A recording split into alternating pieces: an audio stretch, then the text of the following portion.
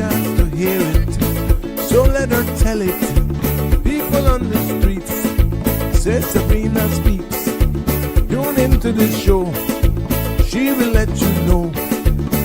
Tell all your friends and family.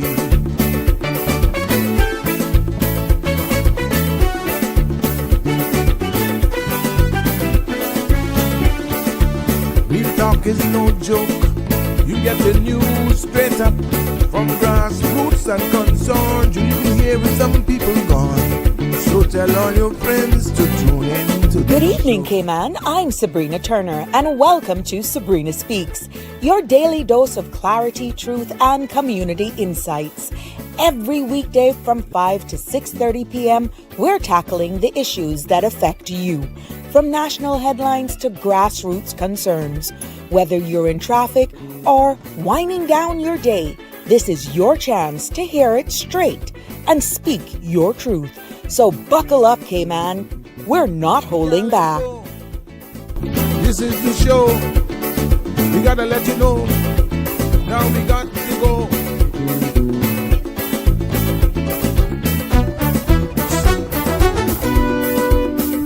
And now here's Sabrina.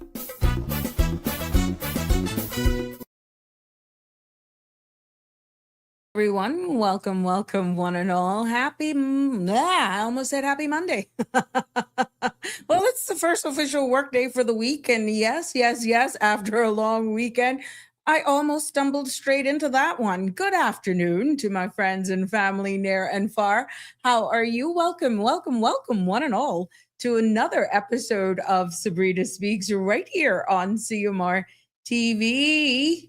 CMRTV.com. It is good to be back with you on this fabulous Tuesday, coming off a long weekend. I hope that everyone had an enjoyable weekend and that everyone is probably tired as heck if you went over to the BRAC or with all of the events that were happening this weekend. How did you spend it? I'd like to know.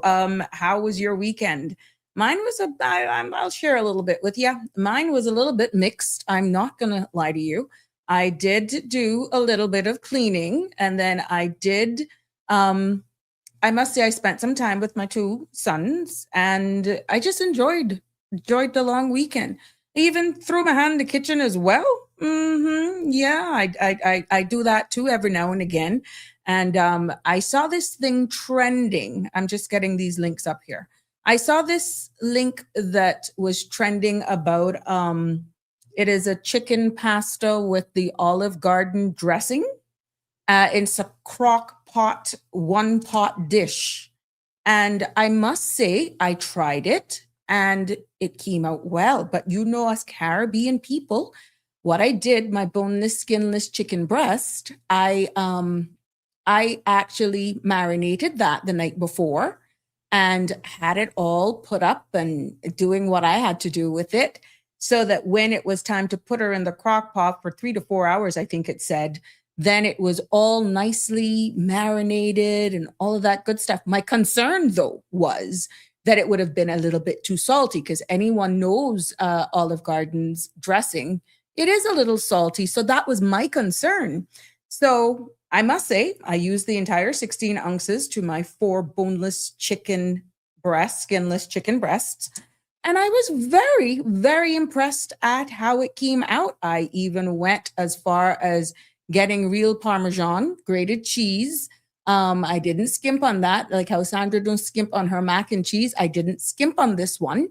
I went to the deli and I got all fresh stuff. And I said, you know what? Let me throw my hand into this and see how it comes out.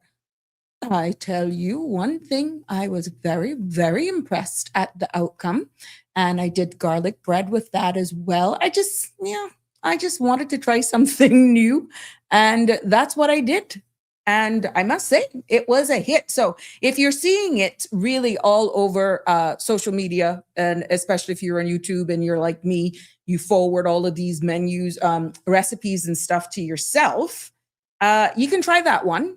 You don't have to worry about it. I use penne pasta. And I even went and I got the real Italian pasta, so it wasn't heavy. And guess what? That pasta sucked up everything. Now, I did add a little bit more heavy cream to it. I know I have doctor friends who would say, Jesus, Sabrina, oh God. Yeah, but I just wanted it a little bit more creamier. And I did have this whole block of Philadelphia cream cheese that I added to it as well. Yeah, so now you would understand why I did go for a swim then after that meal. Not immediately afterwards, but I definitely I definitely didn't just sit down and do the ethnic fatigue thing. No, I did not. I really went and I did a little workout, which was good for my shoulder as well. So yeah, that was what I did over the weekend. And I spent time with family as well, a little bit of time. I always enjoy that part of it. So that's how I did it. If, for those of you who traveled over to the Brack, I'm hearing things were good over there, but it was hot as the hinges of hell. That's Cayman Brack. Yeah, what do you know? But all in all, with the exception of, we heard what was going on with the motor vehicle accident, yada, yada, yada. I heard things went well, and now we're looking forward to this weekend and I'll tell you the whole road map and the whole whole flow, the map of the parade I'll be sharing that in the community update. So yes, welcome one and all. Now that the links are up, this is why I like to do it before. I still like my structure for some weird reason. I see the beautiful pictures coming in. Thank you so much. But again, for those of you just joining us, welcome one and all. Now that you heard all about my my high packed caloric pasta chicken dish, it was healthy until we started adding all the heavy cream and all of the Philadelphia cream cheese. Yeah. And it was no whole wheat pasta. I do it good. But it was delicious, I must say. It was good.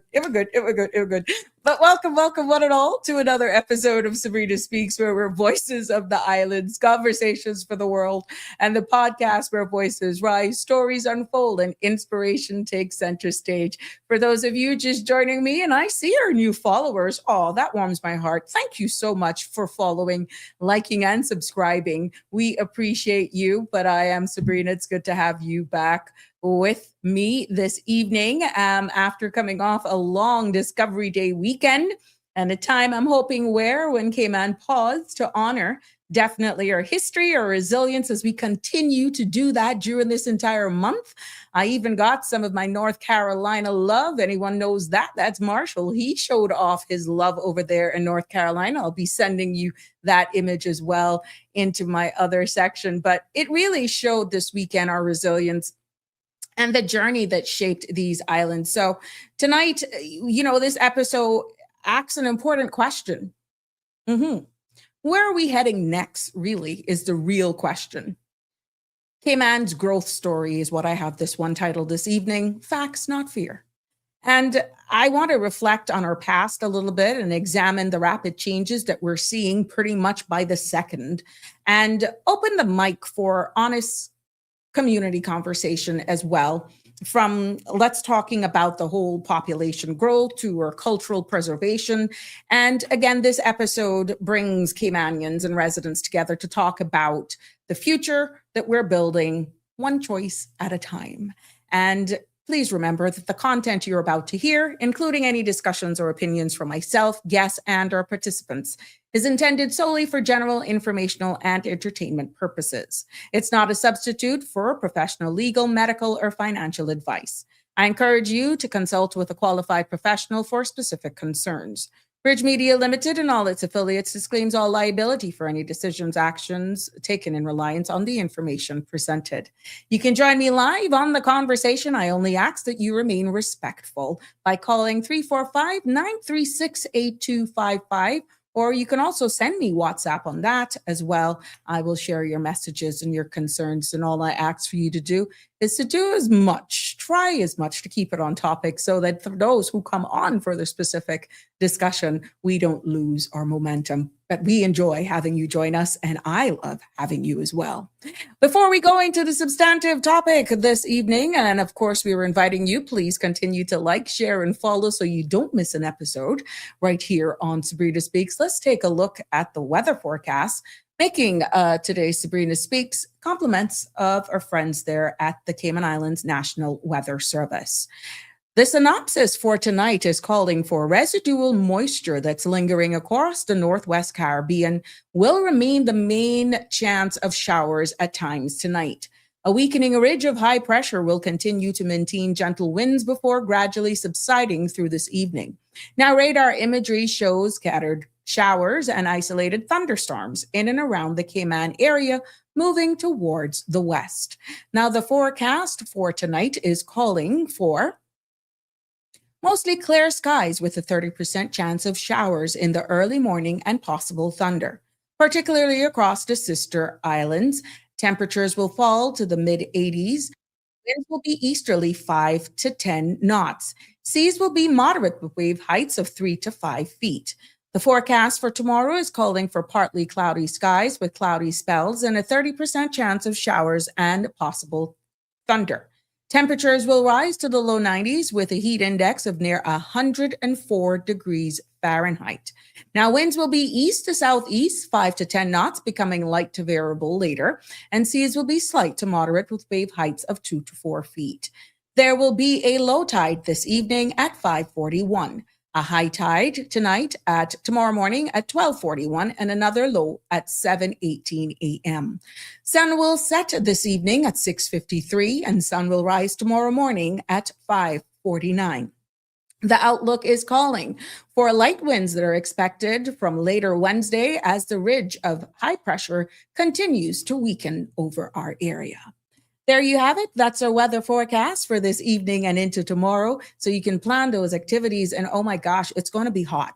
So for all of you who are out there working and are exposed to the elements, I only ask that you keep yourself hydrated because, oh my goodness, it's really, really, really hot. And we want to make sure that we don't have any injuries with heat strokes or anything of that nature. We want to make sure that everybody is safe for sure. Now, let's see what's making the news for this evening right here on Sabrina Speaks. And we start with local news as you all tell your friends and share the links as we are live here from the beautiful Cayman Islands. Starting with local news this evening, emergency crews were kept busy today after a series of motor vehicle accidents across Bordentown District, one knocking out power to more than 2,000 customers. Another two-vehicle collision was reported along the eastern section of the Esterly-Tibbetts Highway. And just before airtime, police confirmed yet another crash near the Jake Scotts intersection. Now, earlier in the day, firefighters also responded to a truck that caught fire along the Godfrey Nixon Highway and in the parking lot of Paddington Place. Please keep safe out there on the road. And like we said, because there are debris or authorities could be clearing that intersection by the Jake Scott, expect some delays there from that last motor vehicle accident. But please, please be careful on our roads. In another local news today, we've seen Premier Andre Ebanks is recognizing the contribution of women across the maritime sector as the Cayman Islands mark International Day of Women in Maritime of 2026.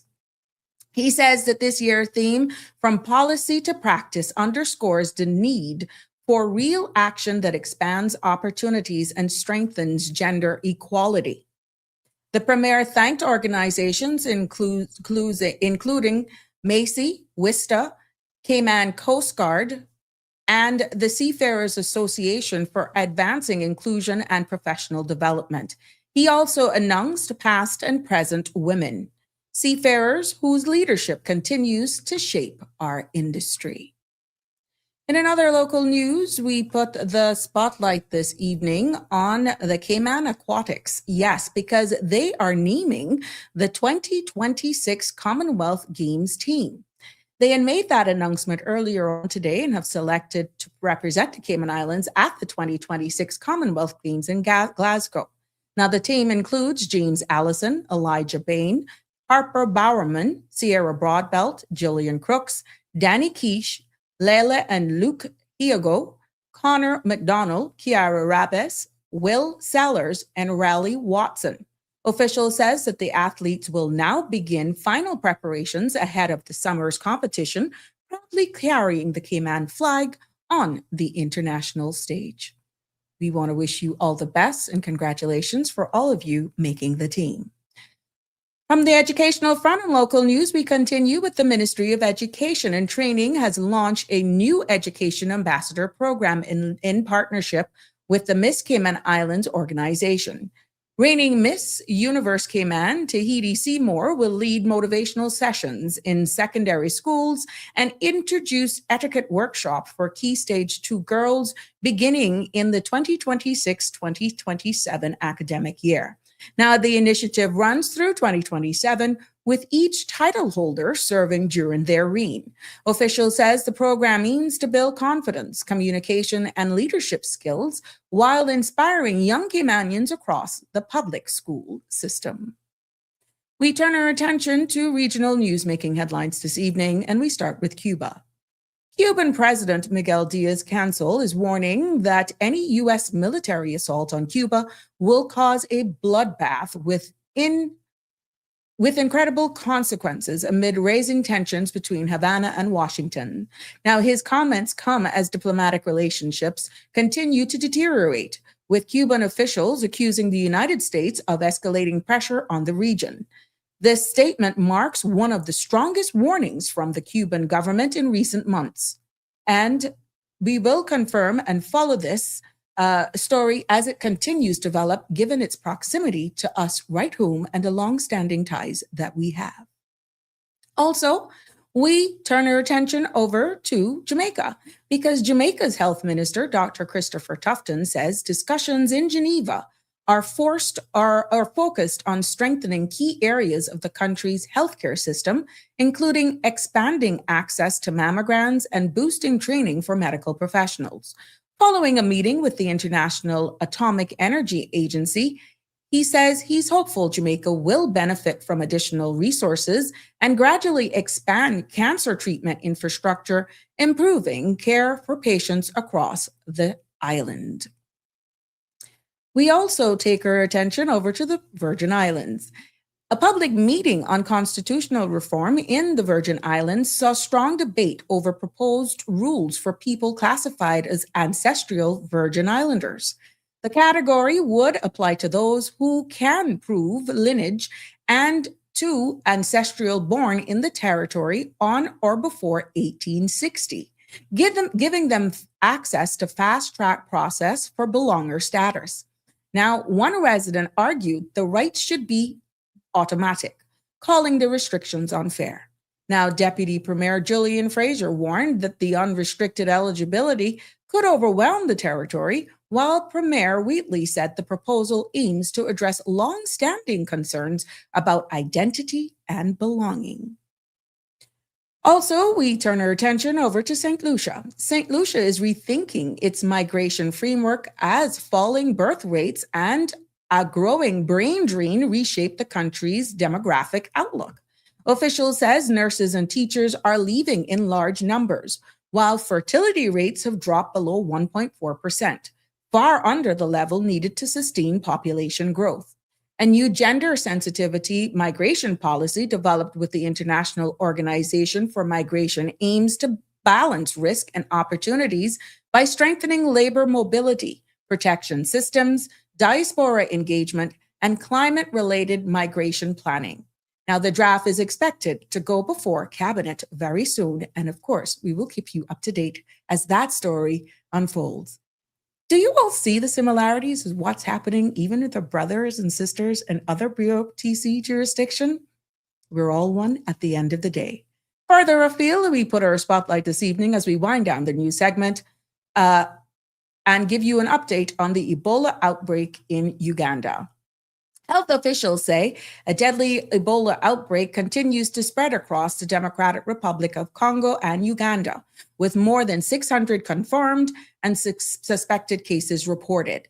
Now, authorities says they're also estimating over 100 suspected deaths as response team work to contain transmission in affected region. Now, international health partners are monitoring the situation closely as both countries ramp up surveillance and treatment efforts. We will definitely, again, keep our eyes on this as this becomes breaking news, and we will keep you up to date with all that's happening. Elon Musk is planning listing for his rocket company next month. Could deliver one of the biggest payouts ever seen in the space tech sector. Early investors, including major venture capital firms and mutual funds, stand to make enormous returns after backing the company nearly 25 years ago. The move was first reported as an exclusive read by Financial Times, which said the listing would unlock unprecedented gains for long-term supporters. What this means, my friends, is that Elon Musk is planning to take his rocket company and put it public next month, meaning that people will be able to buy shares on the stock market. Now, if this goes ahead, the people and companies who invest early in the earlier days, the venture capital firms, mutual fund firms, and other backers who put money into the company years ago will make a huge amount of money. And because they invested when the company was small and risky, the value of their shares has grown massively over 25 years. Now, going public would finally allow them to cash out and collect those profits. So in short, my friends, if you're into all of that, if this listing happens, guess what? Musk's early investors could walk away with one of the biggest payouts ever seen in the space tech industry. Oh, yeah. So I'm not into it, but if you are, cha-ching for all of you. And the business roundup for today, U.S. markets closed lower today with the Dow Jones at 322 points and the S&P 500 of 0.67%. And the NASDAQ is slipping at 0.84% as rising treasury yields pressured sentiments. Now, Canada's TSX edged down slightly while European markets were mixed, with small gains in London and Frankfurt. In Asia, Shanghai and Hong Kong advanced through Japan's Nikkei dipped. Oil prices eased with WTI at 104 and Brent at 111. While gold and silver both fell sharply, the US dollar strengthened across major currencies. There you have it, ladies and gentlemen. That concludes our news segment for this evening. Welcome, welcome, one and all. I see you all. Hoping your day is going well, and it's good to be back with you on this fabulous Tuesday. Yes, yes, yes. I'm going to make sure I get you all that's happening here as we put the spotlight, because another roads are going to be closed on Saturday, and I know a lot of you want to go and take in the sights there of Cayman. So we're going to share this with you so that nobody's caught off guard, or if you are actually going to go and do some errands on Saturday, you keep this at the top of your mind. Yeah, because the parade will start from 1 o'clock. And what we're seeing based on what's out in the public's domain is that it will start from Memorial Avenue. That's Boilers Road. And they will be staging there from 11 until 12:45. And then they will come straight down along Harbor Drive to Fort Street. We know how that will go there. And then it goes then to Lawrence Boulevard. This could not, yeah, here we go. There we go. Fort Street, Eastern Avenue along. So pretty much it's just one straight road starting from Memorial, and then it ends. Then we see in the Lime Tree Public Beach area all there on Saturday. So yes, it's just one road. They're not coming into the inner roads of town. They're just keeping along the long stretch there. So any intersections trying to go on to 7 Mile Beach Road as we know it. Bottom line is, I would just suggest you all use the bypass if you have to go in or out of West Bay to avoid any delays or disappointments. And then if it's anything and you want to catch it on the routes, then you try to go ahead of it following the maps and the expected times. Now with heat, with the temperatures that we're seeing right now, I can only hope that my revelers will make sure that they are well hydrated with the right stuff and having fun, as we don't want any heat stroke issues out there. So yes, KMAS 2026 has officially dropped their roadmap, as we're seeing here. And you got to mark your calendars because this takes place on Saturday, May the 23rd, as the Carnival Energy will take over Grand Cayman from Memorial Avenue straight to Public Beach. So no, they will not be circling in town. None of that will happen. Organizer says that masqueraders can expect nonstop vibes, music, and definitely sunshine along the full route, with crews already gearing up for an unforgettable day on the road. So we will keep you abreast with all of that. And we want to thank all the proud sponsors. This is now a combined event, a national event. We just want to make sure that everybody is safe on the road and that they do the responsible thing. I mean, we see what's happening, right? So yeah, but looking forward to that for sure. I'm going to make sure I'm hydrated. No, I will not be jumping. But I'll be jumping on the side road. Oh yeah. No shame in my game there. Happy birthday to all of those persons who are celebrating birthdays today, and definitely to everyone who is celebrating life or even a wedding anniversary. From all of us here on the Sabrina Speaks, we want to wish and share that happiness and that joy with you today. And lots of love from all of us here. Condolences as well to all of those who are mourning the loss of a loved one. I've gotten some news of some passings today, but I like when it's official, and I'm seeing it on other sites. But again, we will share those when I see them more on a public forum here. But Sister Islands, yes, and everyone who's impacted, our thoughts and prayers go out to you. And yes. So our condolences, and even those, there was a funeral of a young lady this weekend that hit home. And I know that there's, like I said, I always say it here, there's no blueprint for mourning. And we just look at the age of our young people. And, we have so much to still yet be thankful for, but some fight, some survive, and some just lose their fight. And they're no longer with us, but in our memories and our prayers.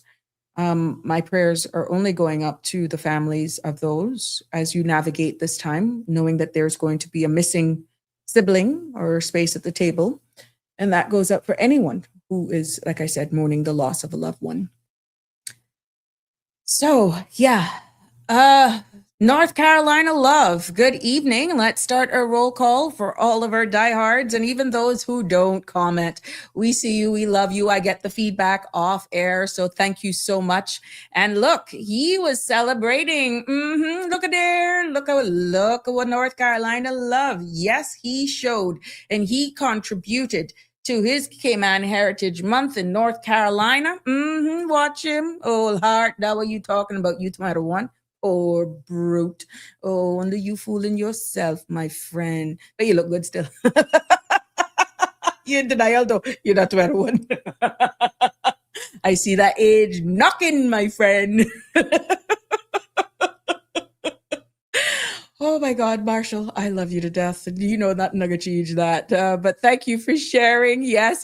I did get permission to share this picture, and it just shows no matter where you are across the world, you can still represent home and do it with pride. And yes, Marshall is definitely showing up as young, old as he's becoming. Oh yes, you brute. I got you. But thank you for sharing the love. Good evening. Yes, Palmer 6761. You couldn't find me on Facebook? You found me now? Facebook? Yeah, you go either on CMR or Sabrina Turner Community Activist. I'm right there. I'm live because I posted the links. And if you're on the CMR WhatsApp channel, the links are also posted there as well. So I'm not so sure what's going on, my love. People have been saying that. Maybe you can look on Reels. If you don't see us on the main page, you can click on Reels, and sometimes Facebook will put us on a reel, and it wouldn't be on your post, not on your timeline. You literally have to click on Reels to see it there. So sorry for anybody who's actually having those challenges. Finding me on Facebook or any of the recordings here on the CMR platform, sometimes you have to actually look under Reels as well, which is usually on top. Yes, Connie is in the house, and yes, sharing her love. Good evening to you. This is a beautiful orchid in bloom that she's sharing with us this evening. And she's also sharing with us a white desert rose. That's beautiful. Pink and white. That's beautiful. Thank you so much, Connie. I see Donnie was here as well. And oh, look at yours. These are beautiful as well, Dawn. Oh my goodness. Man, you guys are really, really, really coming up with these beautiful flowers. So yeah, I hope that these brightens people's day. So Connie is sharing with us her orchid and her white desert rose, and Dawn is sharing some with us as well. But why I could do it, Dawn, I could keep some of yours for tomorrow, my friend. Oh yeah, here we go. Let me get these. That white one, Dawn, is beautiful. Oof. And anyone knows Donnie, she has a plant nursery, even though Connie doesn't. Connie collects them. Look at this from Dawn. Look at that. That's a desert rose. That's beautiful. Is this their time for blooming now? Is it their time? And look at that.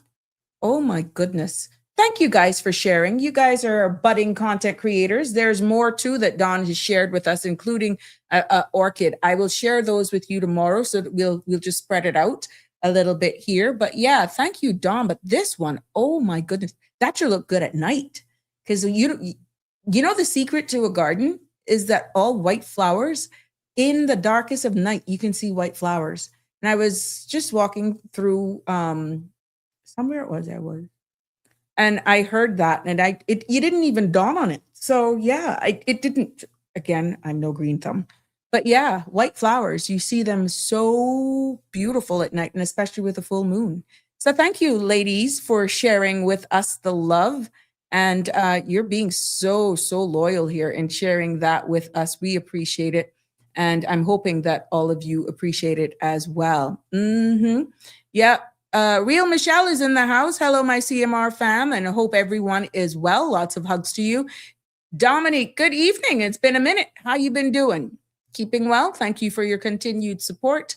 Yes, good evening to you. Damian Henry is in the house. UK love, staying up late as usual, and we appreciate you. Damian Henry is saying good evening all.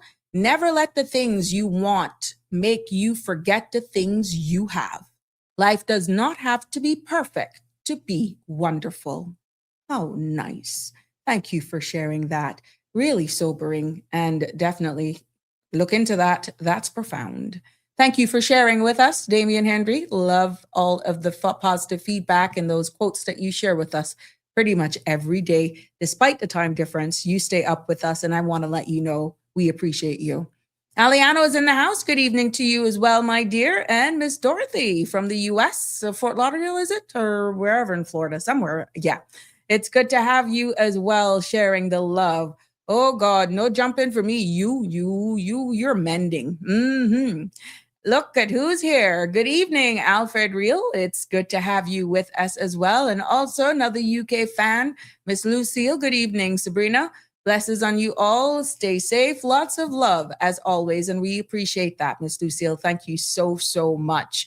Yeah, that was my YouTube. Yeah, I realized it afterwards. Yeah, I realized it afterwards when I was reading it.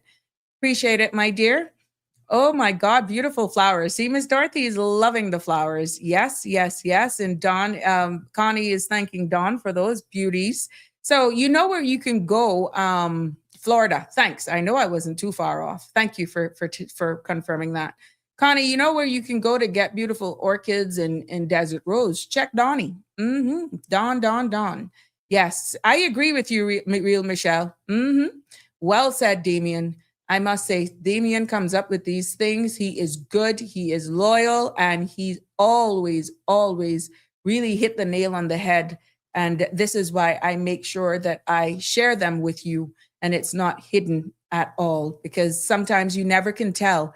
These little, messages and quotes and stuff can make somebody's day and make people have a total different perspective on life. And that is why this space is ours, and we appreciate all of the contribution. If it's one thing I look for is when you go through these comments, our loyals, the pictures before the show and all that sort of stuff, even when they're using their mobile data, they're in traffic and they're sending me pictures. That's dedication. That's the love for this space. And I'm letting you know it's not unnoticed. You are greatly appreciated. And thank you so much for all that you do to contribute to this space. Andrea Stone, good evening to you as well, and welcome to the Sabrina Speaks platform. It's so good to have you join us this evening as we take a look. And for all of you who are just joining us, it's good to have you because we're going to go into the conversation that is very important, in my humble opinion, a bit timely as well.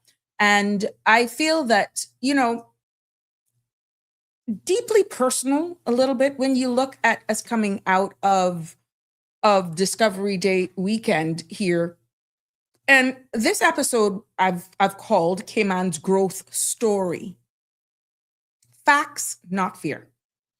And that title is intentional because when we talk about growth, population, changes, development, so much for that. Oh my goodness, where have you been? Good evening, good evening, good evening. Where have you been? They kidnap you? Good evening, ma'am. Sometimes I decide to be. Sometimes I decide to be a spectator, a sleuth, a spy, just listening but not talking. Oh, okay. All right. Well, it's good Well, to have you. Welcome. What have you been up to? well, When you quiet, I worried. yeah. Well, thanks very much for the opportunity again. But yes, there are just sometimes, Sabrina, you've been there. You've got stuff that you're doing, and sometimes it comes in spurts sometimes, like the things you have to do, and then it's almost as if like I don't know, it's something you have to puncture, and then sort of like when it settles down, then you go back to normal. So I've been really tied up, and so I think I did mention to you that I'm doing a book on statutory interpretation in the Commonwealth Caribbean. You did. Yeah, I'm very far advanced with that, and I'm now starting to meet some deadline. But you'll hear a little more about that in due course. But I've got 4 specific points I'd like to raise, and I do think they do broadly fit in within what you're trying to discuss today. But before I get to that, I just want to thank people who sent in very nice messages. I had a birthday 6 days ago. Yeah, which we missed because you went MIA. Honest to God, I remembered it, But for some, because I'm expecting you, that was the trigger. So my apologies there. But happy belated birthday. Well, thanks very much. And I mean, the birthdays were very rich because they came in. Oh, we wish you success with your court of appeal cases and this and that. So it was very, very nice. This is why, if you notice, sir, I do general birthdays now, unless they're specific. Because there's always somebody you're gonna miss. Yeah. And then you see, when you miss somebody, then you say, well, did she miss me by intentionally? No. Does she like me? Where do I stand with her? No, never from me. Never from you. Will know whether or not I got asked to grind with you. I am not a fake. Trust me. Of course, I'm respectful. I know you enough, but although it's more by reputation, do you know that we haven't actually really formally met, like physically and that kind of thing? Yeah, but we've communicated quite a bit. Yeah, so the second thing, you spoke a little bit about St. Lucia and BVI, huh? Yeah. That is very interesting about what they're doing there, and that in the BVI they want to go back and say, if you've got a lineage going back from 18 something, 1860. and that you.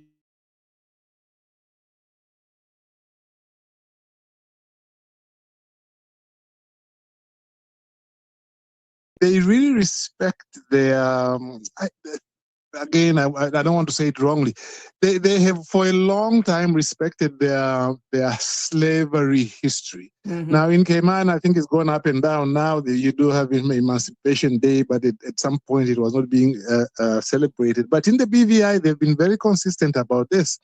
They even have a place which is called Long Look. This is a place which was like a bastion of slavery. And they created a special area of land where they say that if you can show lineage in that particular area, that you were part of the slave community there are some special concessions you can get to buy land there and so on and so forth. So now that they are talking about expanding that to mean to everybody who has got a lineage from that far back. That's very interesting. And then also interesting that in St. Lucia they are also looking at how the indigenous people might are going. Was it at 1.4%? You said like the birth rate Yes, in St. Lucia. in St. Lucia. Yeah, which is not enough for them. Have dropped. Yeah, the fertility rates have dropped below 1.4%, which yeah, ties and into all that we were saying as to why we're outnumbered in our own country. Exactly. And because you need to have 2 point something, to even break. Well, you need to have 2 to begin with to break even. But if you are going to increase, you need to have at least 2.1, or they say statistically 2.3 or something like that. One guy who talks about this a lot is Chris Saunders himself. I learn a lot from him as well. So you see, why I mentioned that, Sabrina, is that while these other countries are trying to see how much they can preserve of the previous their history, in Cayman, it has been said that they do not want to make a distinction between new Caymanians and old Caymanians. I think Danny Warren prefers the term new Caymanian and old Caymanian. And every time he has made that point, he has made that point on your show, he's made that point on Sabrina's show, and I think other shows as well. On Miss Sandra's show. Yeah, and they keep saying, "Oh no, but that is going to be divisive," But look at these other countries. They are not saying they don't want people to come to their country. They are just saying, one, we don't want to be erased. And that is a concern that in Cayman is a real big concern. We want to work together and live together with people from other countries. But surely we must be preeminent. We must be, first of all, we must be majority in our country. And also we must be given some preference. So I would urge the government to relook again at these issues. By the way, I read something that they put out a week or 2 ago. It was not a statute itself, but it was like a write-up trying to explain to people, like who a Caymanian is of right is. And I remember a friend of mine in Cayman sending that to me and saying, well, look, it looks like they want to expand the meaning of Caymanian as of right. And she expressed a lot of concern about that. So to me, I just feel that the government hasn't sufficiently dealt with that issue. I think that what they are trying to do is not in accordance with what people want. People want a distinction between the old Caymanian and the new Caymanian to for the ease of understanding, the context. Exactly. In any country, look at, in South Africa, there was this beauty queen who won the contest there. She was born in South Africa, but it turned out that actually her parents were Nigerian. But she also had a twist in that one of her parents was an illegal there. And yeah. But anyway, the reason I bring it up is because even there, somebody who is born there was not seen as a South African. You understand? Now, they were ready until they found out the illegality. They were ready to say, okay, you are South African because you are born here. That's fine. Just like anybody born in Cayman, they're born in Cayman, that's fine. But surely a person who is born in Cayman and becomes the first generation Caymanian is different from a Caymanian who has one parent or both parents with a lineage going further back. There's a slight difference. And nobody is saying that they should have really fundamentally different rights. The people are just saying, look, don't allow us to be erased. And that's a problem. Now, related to that, I called Sandra's show a week or 2 ago. And Wes Howell was on with the premier, and they were talking about, again, immigration. I called in and I said, can you please clarify this transitional thing about how the new rules will affect those people who are already in Cayman or those who come before or after the 1st of May? Right. And Wes said, I like to call him Wes because we work together on some projects. I really like the guy. What Wes said was, no, look, those transitional provisions will only apply to people who have already applied for status or for PR or are going through judicial review. But that was not what was discussed in the public consultation phase, that it was anybody who were already on their, and I quote, immigration journey, meaning anyone who was already here. You've just completed my point. You've just completed my point. And that's a quote. Exactly. And it was repeated many times. It was even on the other show, on Tammy's show, on the other show, when the Premier was on with the Deputy Governor, they said that. The Premier also has said it repeatedly to say, hey, your period of time starts on the 1st of May. That's when it starts. It doesn't affect anybody who is in already Cayman. Here. And yet, already here. In other words, according to the way they've been repeatedly announcing it, so long as you were in Cayman before the 1st of May, under the old these system, new it measures applies. Mm-hmm. Yeah. So long as you were there, this new system won't apply to you. Only those people who come from the 1st of May will these new periods of 20 years and 9 years apply. Mm-hmm. So to me, if you ask me today what the law is, I'm not quite sure, because when I go to the law itself also, it's not very well explained. So, and the reason I raise the matter is that I think the government needs to better explain it. And this is what I said to Wes, because I didn't want to take it up there, to the extent to which I'm taking it there, because I just said, Wes, what you have said is different from what other people have said. So you just need to better explain it now. By better explain it, I just mean be clear. At the moment, you are sending 2 messages. So that's what I'm asking. I hope that, you've got your old colleagues from government, the Premier, and those are people you work with, you know them. I would wish that, somebody can come on your show and explain what the position is, because at the moment, it is very, very unclear. Now, last point. Remember, one of the key things as well is that they're not there to give advice. You are encouraged to find a learned person, either that of an attorney or someone specialized in immigration law. And that is why I can understand them being guarded. Now, let's look at it for what was placed in the public's domain for education purposes versus what is in the law.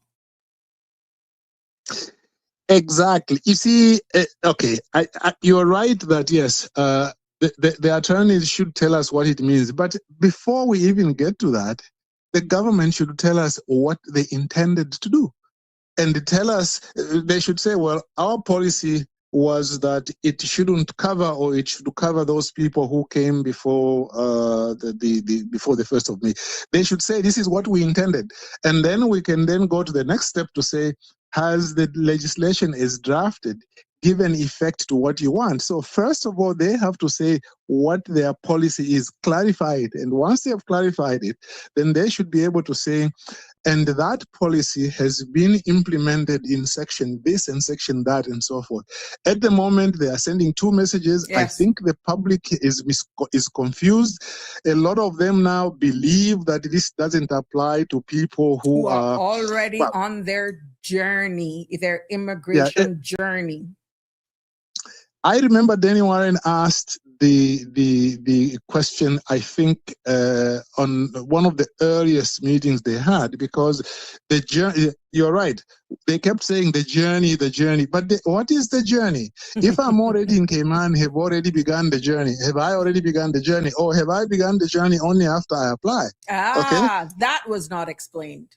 But then you kept asking, what is the transitional clause? That was multiple discussions on this, and then whenever they would go publicly, they would keep using the line on your immigration journey. But now, hold on, as you rightfully say, was it something that was overlooked, unintended consequences? Maybe that's the case. Now, what really, as you rightfully say, was intended?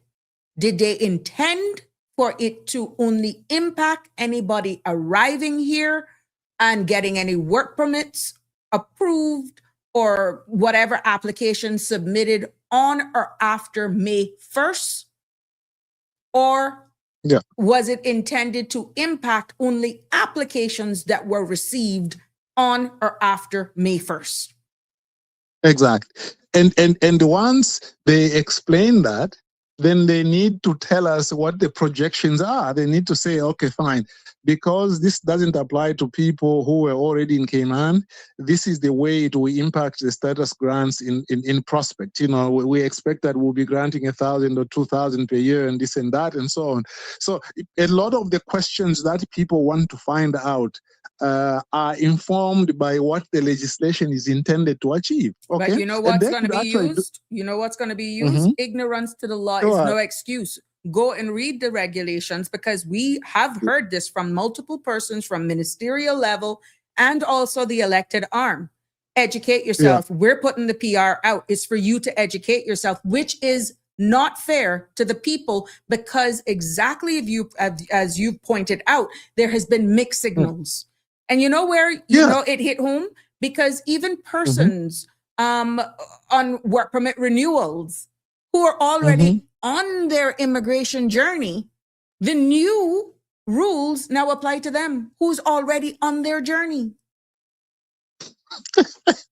And by the way, I don't think the word journey is used in the legislation.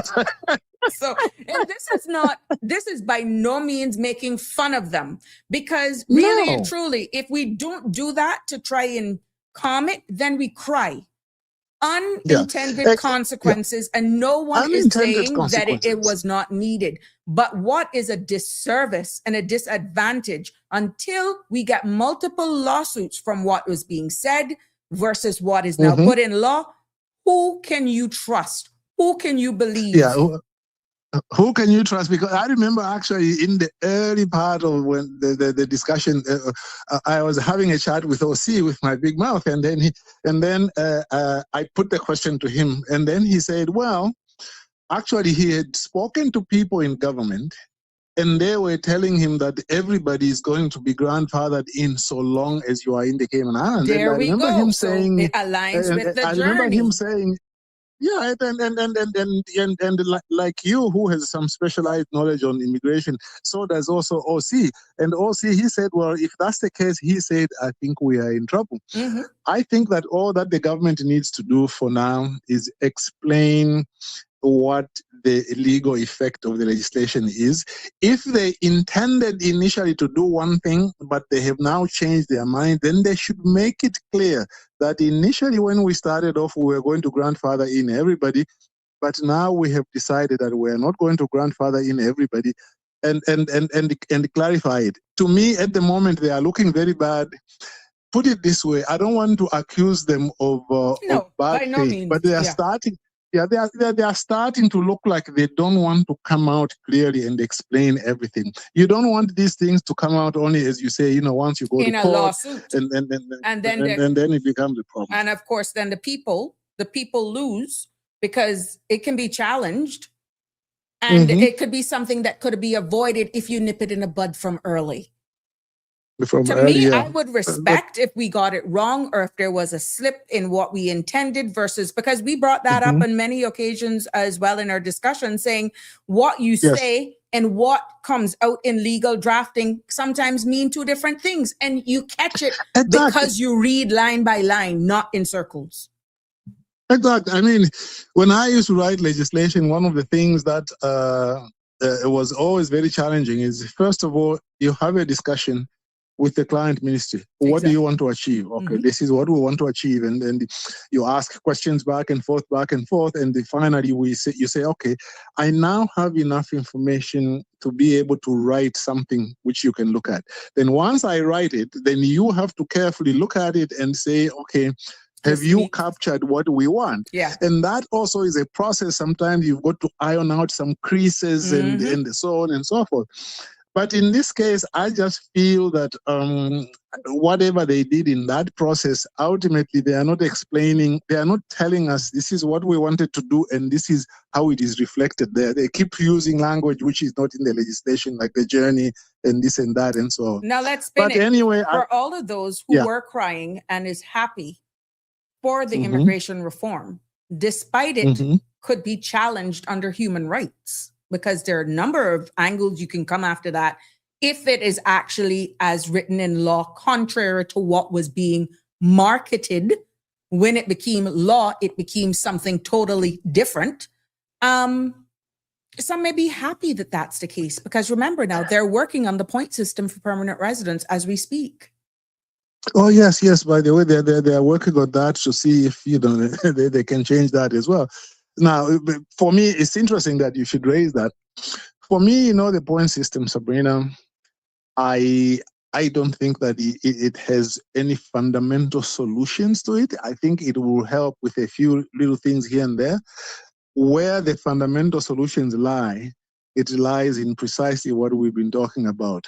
Who is grandfathered in, and how are they going to be grandfathered in? And one discussion I would have loved to talk about. I was speaking to a former MLA some time back, and he reminded me of what they had done in one of the earlier pieces of legislation. What they did was they said there, look, we don't want the guillotine to drop, and then you find that you miss your You cut off your nose to spite your face. They cut off by a day or two and so on. So what they had done in that case, they had said, well, look, if you had just come to Cayman, the new law will apply to you. However, if you had been in Cayman, like I think they said something like for 5 years, then they would grandfather you in because you were already starting to see the finish line. You know what I mean? Because they said, well, at least if you've been here 5-6 years, at least we can say you have developed some kind of expectation, although it's not legally recognizable. You started planning your life to say maybe in a year or two apply for PR. So they made an exception for those. Now, they didn't even try to do that in this. Okay, I would have loved them to do that. I mean, okay, they could have just said, okay, fine, it's going to apply to everybody, or they could have said, okay, it will apply to you only if you've been in Cayman for less than 5 years or something. But all those things you see were never discussed. But anyway, I think they owe us an explanation. But the last point is more controversial actually than this one. This one is the most important, but I don't think it's controversial. I noticed that the ombudsman has brought a new action, but I don't want to comment about the case because I understand from the what I read in the paper, and it is on the website. I understand they are trying to see if even before the case is heard, that they can retire her as a regular civil servant.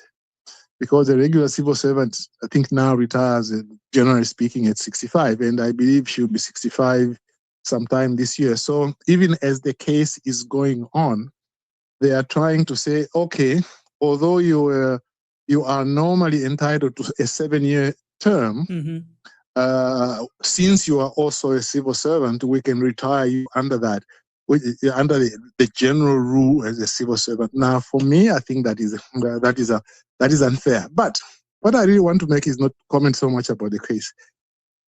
I blame successive governments in the Cayman Islands for failing to protect their own. I think I said in a previous call that the chances are that when they wanted to dismiss Ms. Ralston, I have no doubt that the governor would have spoken to cabinet or to the premier, because things like that, normally drastic measures like that are not taken, even if the governor has the power. Normally, they would not exercise it without speaking to the premier and the cabinet so that they are not taken by surprise. And my problem is that on the assumption that that is what happened, what protection as Caymanians are you getting from your fellow Caymanians behind the scenes? They have, I mean, when I look at the number of people who have done terrible things, the DPP brought a charge against Sandra Hill. And it was dismissed to say, I won't even take this to the jury. And what did the judge say? The judge said, oh, actually, the DPP didn't do anything wrong. That's not totally nonsense. If they brought it and you thought it was so useless that you dismissed it without going to the jury, you should have either kept quiet or actually condemned the DPP for even bringing the matter. To me, as Caymanians, are you protecting each other really behind the scenes? And that's the question I want to find out. This woman, they've persecuted her. She has done a good job. She has been independent. She has been quiet. She's not even like Dan Duge, who used to be the Auditor General, always talking to the press. This is a lady who has worked, Caymanian, qualified in every way, and they want to get rid of her for banging on the table, and she's not getting any help. I think the government should be able to speak to the governor to say, Governor, let us take some measures to try and deal with this matter as a personnel matter. If this lady needs to go to some human resources training, let her go. I don't think she needs it, but if that's the way they can compromise it, let her go, and then she can finish her last 3 years. It's only about 3 years, and then she can retire rather than remove her from office, because that will also destroy her career as a lawyer, because they will say she was removed for cause. Okay, so the real reason I want to make here is, Caymanians, you need to be able to stand up for your own. Don't allow other people to be protected, then you don't comment, and then in the back rooms you pretend you don't know what's going on, and yet you know that they are trying to persecute one of your own. Oh Let me my just leave it goodness, there. you don't even understand what you just did. Meaning, What have I that's done? exactly no. What I'm saying is the statement that you just Yeah. made is so profound that you have persons like yourself who's not indigenous that has become very vocal, and in many times, contrary, you have lovers and you have haters. That's just human nature. But for how you have stood up, how you have shared knowledge, and I hope at the end of the day, when we do some background check on you, there's no hidden agenda, because Mr. Balika, I really feel you have love for Cayman in your heart, okay? But I'll be the first to call you out if you were BSing us at the end of the day. But for the passion that you have actually demonstrated here in the execution of your duties, even now as you challenge our judicial system, our legal system, not too many persons are like yourself. Not too many Caymanians either are like yourself. Some of the things could be so trivial, meaning they will not be put back on a board or a council. Their contracts could be messed with, which is paying their mortgage. Their children are working in a specific department or for a specific family that they cannot speak, even though what they see is happening is not fair. There is injustice. Is this a true example of us being then a minority in our own country, that even when that should bring us closer together, we still become segregated? We lose our voice. We lose the ability to fight and for standing up for what's right. You know, some of us have had the darts on our backs because we open and we don't stand for foolishness. And then when they don't have anything on you, they come after you personally. That's just human nature. But how many persons are like you that would do that right now? Is it because they have looked at the lay of the land? Keep your head down and you milk the land of honey and you get what you have to get, because if you even want to become vocal, even if it's in a positive way, you're always looked at as non-indigenous. Even if you contribute, it's still slapped in your face. You're not part of us, you benefit from it. Like, where do we get the balance right yet? Amongst ourselves, we are still fighting one another. Yeah, and that's a problem. You see, the fighting one another is a problem. Now, for me, it has really been a journey. You come to a country, 2003, it is a job for 2 years. At that time, my kids some of them were still going to school. And I never thought that, I remember a lady asking me, says, is this a place you might want to settle in, and so on. And so I said, well, how long does it take to become a permanent resident? She said 8 years. It was 8 years at the time. I said, you know what? I've just got here. I'm coming to work on a contract. In fact, at that time, my plan was still to go back home and continue I had started in private practice part-time. But then we took an international job. I took an international job with the Commonwealth Secretariat. They recruited me from London and then they sent me to Guyana. So that's where I was. So the long and short of the family story was that My missus had to finish a degree at the University of Guyana, which took 4 years. Mm-hmm. I couldn't go back at the end of 2 years, so I had to get a job close by. I got a job in the British Virgin Islands, and then she finished her studies, and then we both came to the Cayman, to the Virgin Islands, and then the kids also said, well, like, Daddy, we're already close to the United States. Why don't we go to school to the United States? So it was like one thing led to another. Mm-hmm. But when I came to the Cayman Islands, then at the end of the second contract, about 2005, my plans started to change. Now, how I got into this, I started meeting Caymanians. I won't mention some of them. Some of them you might know I might associated with. And I started getting into some of their fights, beach access, and so on and so forth. And when I was in the portfolio of legal affairs, I saw under my nose how Caymanians were being treated, you know. And these are people I knew very well. And slowly I started identifying with the issue, because the other thing is, apart from being a lawyer who is supposed to fight for people's rights, this was now happening to people who were very close to me. Mm-hmm. And then because I was trying to assist, like this lady who came in from, she came to join us. And I told the head of department, I said, you know what, I put a very good background in training. You know, I used to go to Rome to teach students from the Caribbean and from Africa, and a few of them from Europe on legal drafting. That's how I met my first Caymanian, you know, who was Julian Banks, who is now late.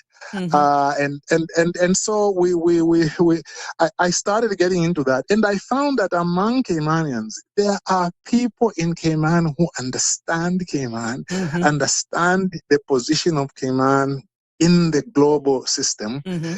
but the problem is they are not enough of them. Mm-hmm. That's the problem. There are not enough of them.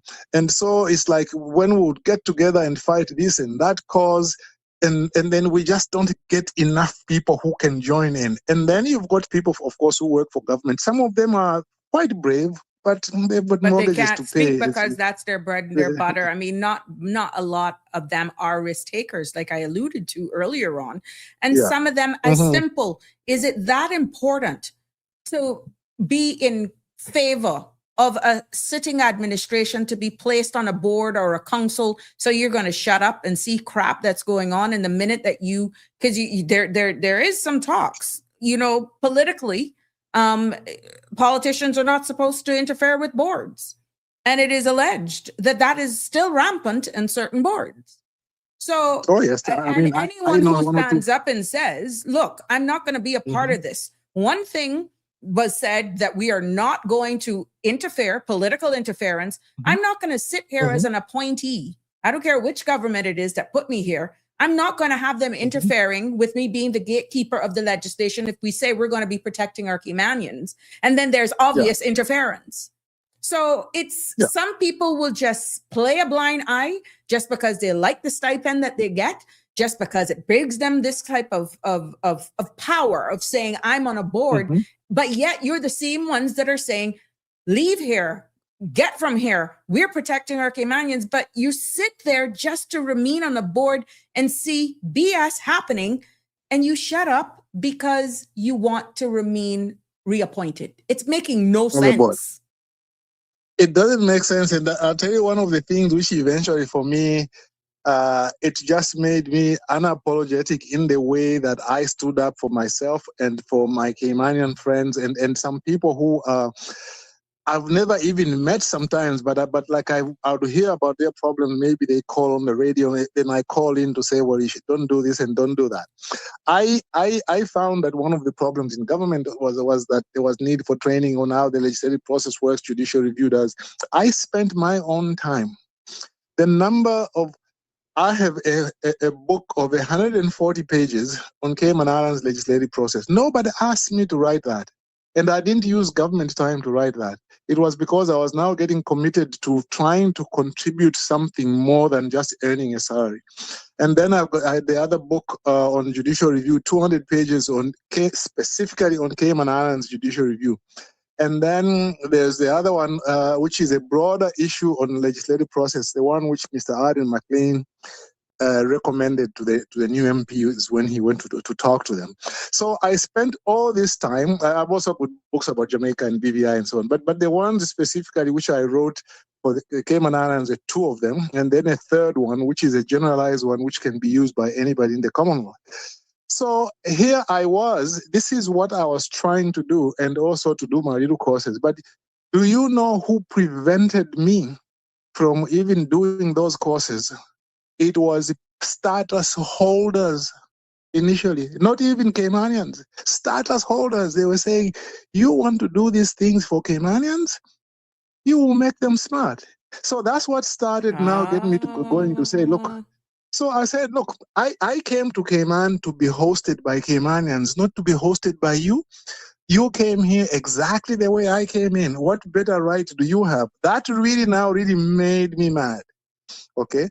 So when some people think that, oh, maybe he's against status holders. No, I'm just saying I think we have it upside down. The people who should be deciding what should happen to their country at the center should be the Caymanians. Mm-hmm. I don't want a status holder who came to the Cayman Islands the same way I came to tell me they put a better right to say how things should be done, or even to persecute my Caymanian friends. In the end, that's what locked me in. And since then, I'm very clear. I always will recognize the Caymanian as being somebody who is rooted in the country. I agree with Danny Warren when he says that, yes, I think we should have a term like Caymanian or New Caymanian to distinguish between the two rather than pretending. Well, let us just all be together. The public doesn't want that. The public wants the distinction to be maintained. In law, there's no big difference between a status holder and a Caymanian, except that at the moment, like a status holder can't run for office, but their children can run for office in the future. Okay, like those who got status, say in 2003, 2004, some of their kids might be getting about the age where they might be able to run. Those can run. That's the only distinction there is about the status holder, and it only holds for one generation. The next generation, then they can run. And Caymanians, I find, don't have a problem with that. They are just saying that this idea of being erased, becoming a minority, and being treated as a second or third class citizens, that's what they don't like. And that is not too much to ask. Okay? I see. I have a comment.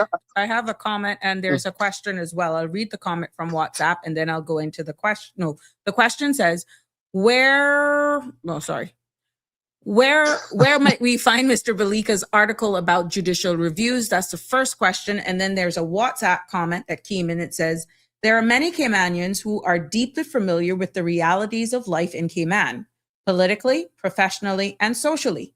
What many of us seek is not conflict, but a fair seat at the table in our own country.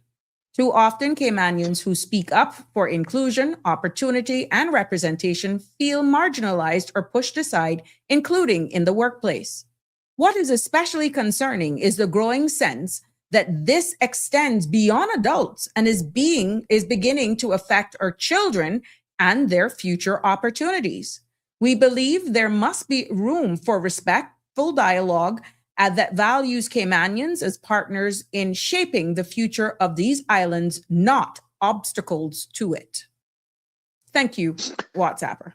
Well, thanks for that comment and the question. Let me answer the first one about the book first, because that's quicker. The second one is a little bit longer. If you go to authorhouse.com, one word, and just put in my name, Simamba. If you want to put in my first name, I see it on the screen there. You put BA, it's BI, okay? If you put in Bilika, Bilika, Simamba, there will be 8 books which will come out there. The purple one, that's the one about judicial review. And you can order it online. It's called How to Exercise Statutory Powers Properly, subtitled Cayman Islands Administrative Law. So if you just go to authorhouse.com and put in my name, there will be 8 books will come out there, and one of them, the purple one, is about judicial review. Now, about the more generalized comment, and by the way, thanks for asking about that, and I hope you'll be able to get a copy. About the comment, you see, one of the things that the Cayman Islands government hasn't done in relation to job preferences is that they haven't created clear job preferences. Under the Public Service Management Act, it says that a Caymanian should only be given preference if their qualifications are roughly the same, at the same level as that of a foreigner. But that doesn't give you preference. It doesn't. What it should say is that if there is a job for which a Caymanian qualifies, then they should be given the job. So in other words, the job requires 5 years experience in the first degree, and you've got those two. Then they've got say a foreigner with 15 years experience and even 2 degrees. They should still give it to you as a Caymanian. Why? Because that's how you are going to get the experience, because you meet the requirements. Mm-hmm. And that is the way it is done elsewhere. So this government, I was hoping, we really talked about this quite a bit before the elections. This government should amend those 2 sections. I think it's section 26 and 41. They should amend those sections to make it clear that if a Caymanian qualifies as a job, even if there's a foreigner who is better qualified, they should give it to a Caymanian. Given a chance. That is we give him a chance. This is the way it is. Where I came from, many years ago when I became head of department, we also had expatriates working. But when my job was now about to be filled, in fact, it wasn't even advertised. By that time, I had been to England. I had done a course for five months, which was done at what is now called the Institute of the Institute of Advanced Legal Studies. Mm-hmm. It is now in the University of London. It wasn't in the University of London then, but that's where it is now.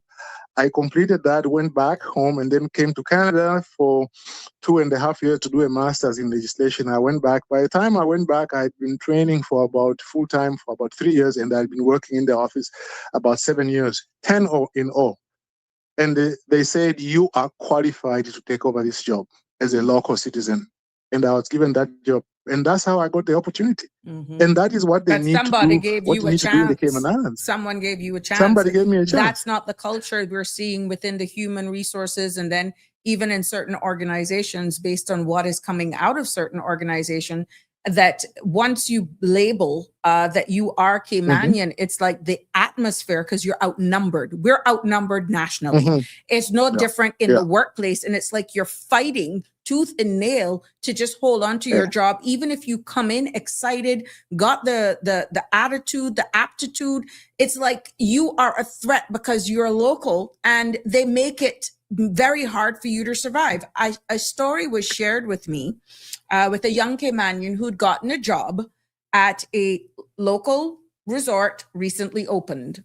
Before everything opened, they had got their uniforms, started working, and OMG, the young Caymanian could not last even till ribbon cutting day, because the atmosphere became so bad against that young Caymanian.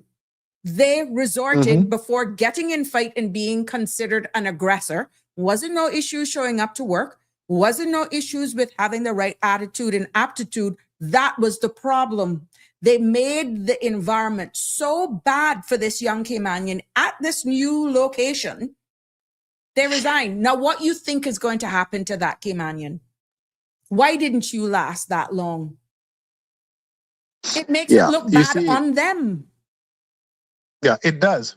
And who is in a position to do something about that? To me, it is the government. It is the government which is failing. But then they're taking the feedback from those who are in human resources. 99.9% of the time, it's either someone from a foreign country. And when you look at the demographics of the individuals, they are not from here. And it's then being, the scales are tipped and favored by a lot of who's in close proximity to HR.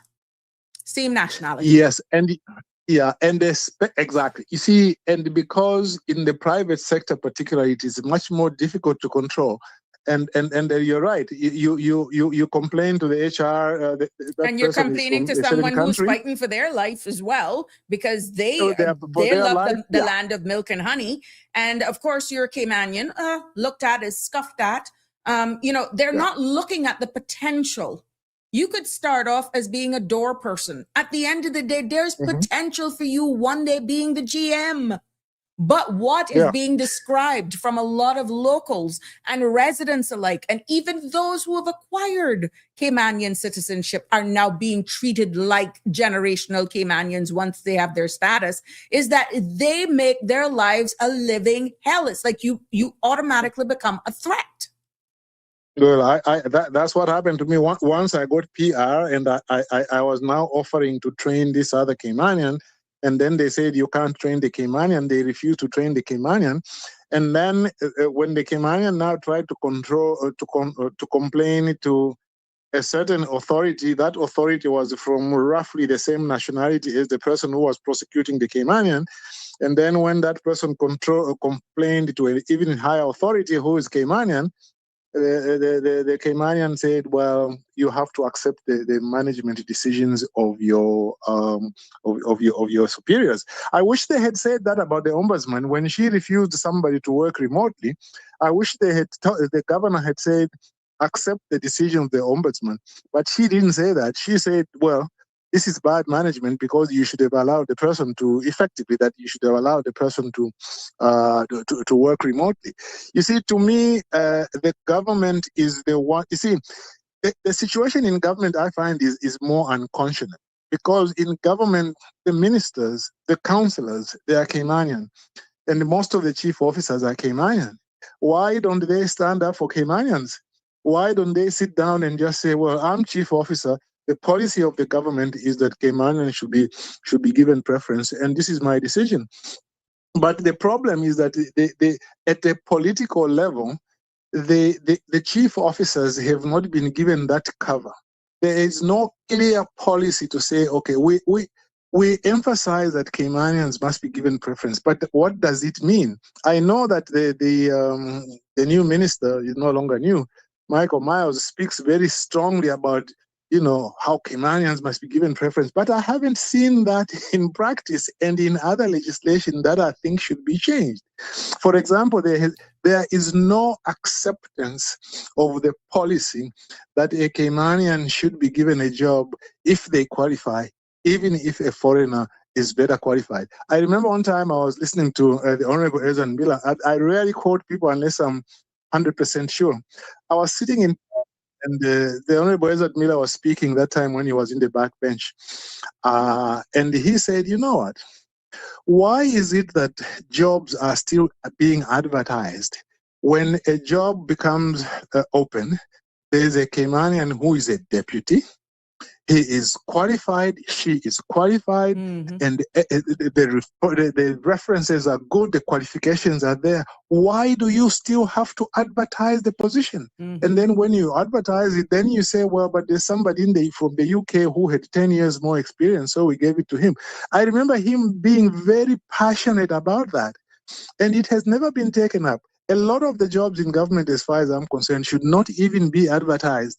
Once it is open, and you've got, say, 3-4 deputies, all of them Caymanian, and all of them are qualified, you can just say, "Fine, we will choose one from these 4.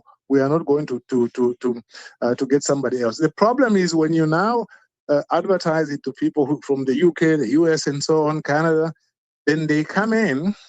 When they come in, they also bring another guy from where they come from, and they frustrate you.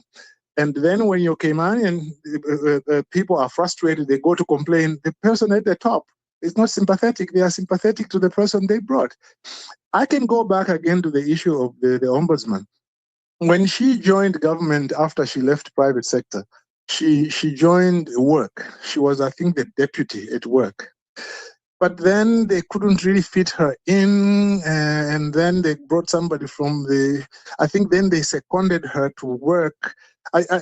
She went to one department, and then they seconded her to work because somebody else was doing her job in immigration or something like that. And then when she wanted to go back, they said, "Oh, there's no job." And then eventually, finally, she became she became ombudsman. To me, even the way they mistreated her at that time was not right. Okay. But I thought that once now she had become ombudsman, I thought now they would give her the appropriate respect, but it hasn't lasted. And there's no standing up for local people. Something has just jumped into my mind. You remember the last president of UCCI, the American lady who was there, very well qualified and everything accomplished. But she wound up having a bit of a problem with the Honorable Roy Borden. And when there was that seminar which was being done, a symposium to honor Roy Borden, at which I was privileged to present a paper on judicial independence, I asked people, I said, but why isn't this being held on campus? Because the way these things happen is that because the thing goes on for 2 or 3 days, not everybody can come there and stay for the whole entire time. Exactly, because some people would, like students, would go off to class and then they've got an hour before the next class and they would go and attend and so on. You should have it there. And they said no. It was because the president of the college at the time wanted to sabotage it, didn't want it at the college, so they had it at the Hartwell Theatre, which made it difficult for some people to go there. And I remember the Honorable Bernie Bush addressed that. How do you allow your own person to be treated like that? To me, that's an issue where the ministry should have come in and said, you can't do this.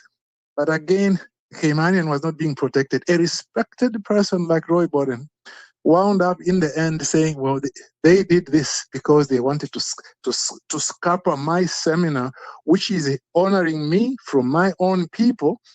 And a foreigner was coming there to come and undercut it. And nobody said anything Because to be able to change I that swear, decision. sir, it's not that they wouldn't have said it. They cannot identify it.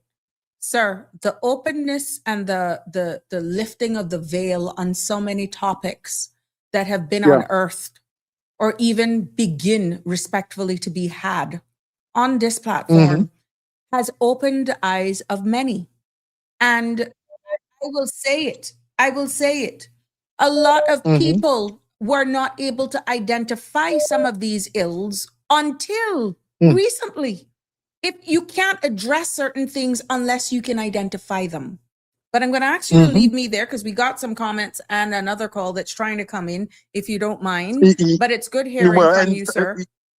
Thanks very much for the time. Yeah, I just want to listen into what the other call wants to say. It's time for me to listen now. Exactly. Thanks. Thank I'm going to read another WhatsApp, a lengthy one, but it makes sense. So I won't be surprised if you comment or call back. Good evening, caller. Can you give me a minute? Let me just read this WhatsApp, please. Go ahead. I wholeheartedly agree with your comments regarding employment. That is how we would all expect the system to work in principle. However, when hiring processes are controlled by individuals or interests that may not fully appreciate the challenge facing Caymanians, and when politicians appear too closely aligned with the large and small firms alike, many Caymanians feel we remain stuck in the same cycle, competing against one another for diminishing opportunities instead of building a stronger future together. At times, it can feel like asking those who benefit most from the current system to regulate it fairly, which understandably creates frustration and distrust among ordinary Caymanians.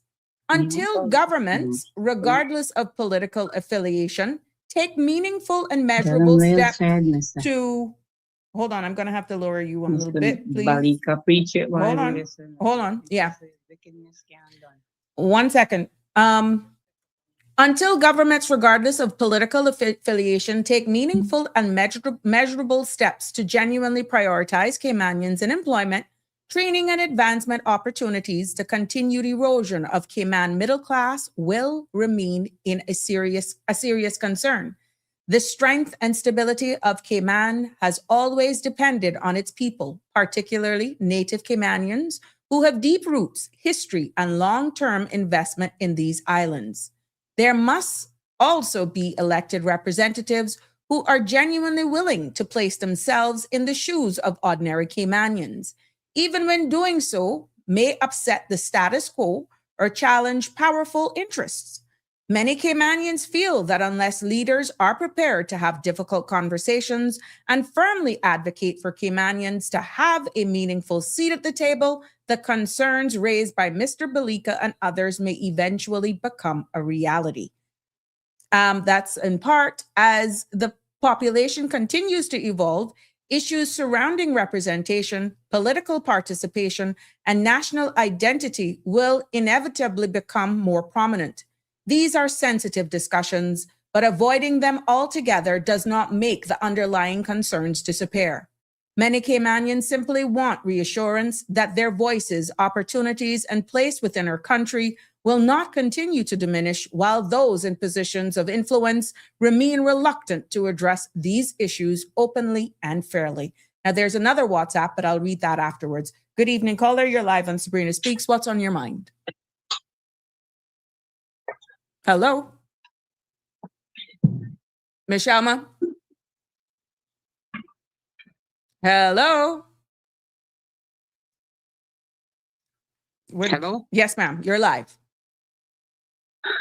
Good afternoon. Good afternoon, Mr. Samamba. Preach it while we listen. They say you need 50 kabooms for that. And like the old people used to say, wickedness can't done.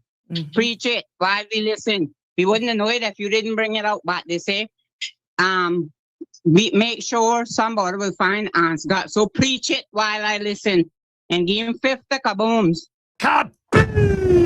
We could give him one, but we can't do 50. Thank you for that. I know. But he needs a kaboom. Cause like the old people say, wickedness can't done. Mm-hmm. Thank you very much for that feedback, my love, as we continue to read the comments. Good to hear from you, Cause that ma'am. wicked, that's what they do in Cayman. It's wicked. Mhm. It's not only disgusting, but it's wicked. Yep. Wickedness can't done. Them old people used to say. Well, I know for a fact that story that I gave is real. I wouldn't have no reason to tell a lie.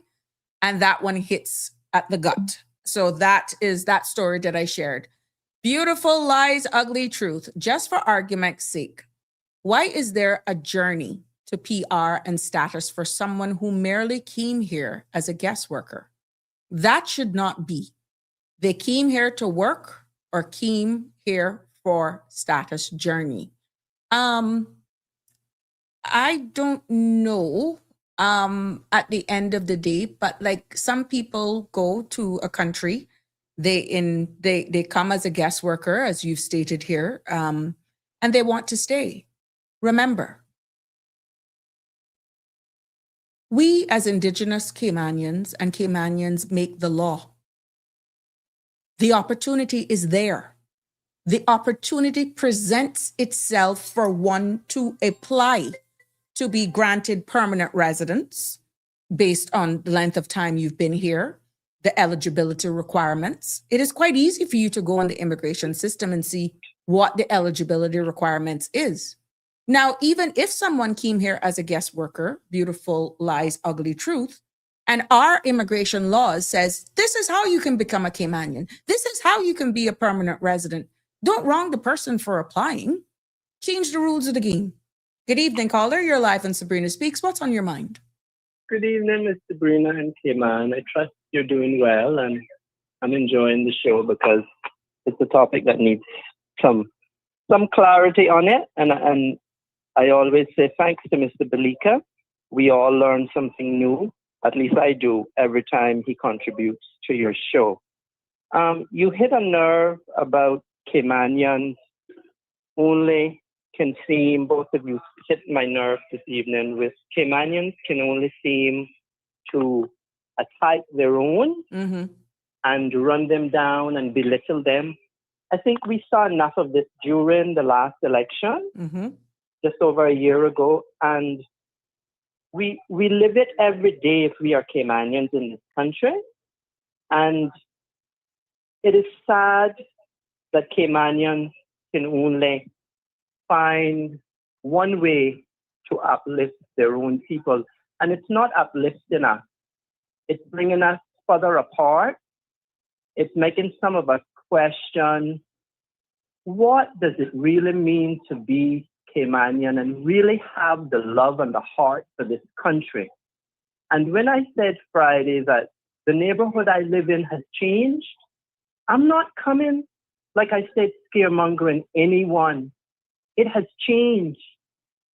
And it has been said today, I listened to part of what was on the other show on Radio Cayman.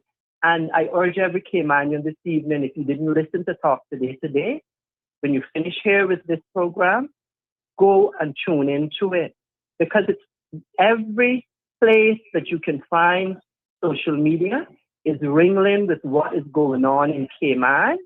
And we are at the forefront of what is happening.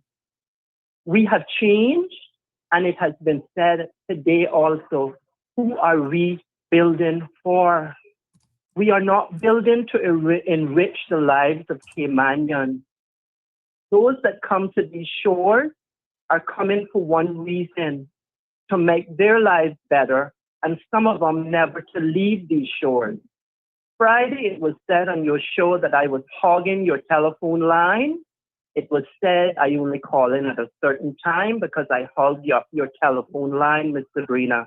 And it hit a nerve with me.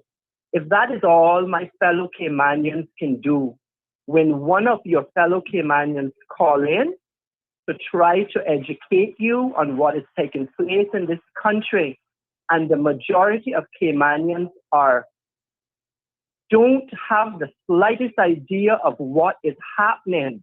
I will say this one last time, and I'm going to address